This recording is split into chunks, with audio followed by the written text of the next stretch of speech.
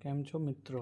Oppo લઈ આવ્યો છે દર ફિલ્મની જેમ આ મહિને બી ઈએમઆઈ ઓફર, જેમાં શાનદાર ઓફરનો મજા માણો.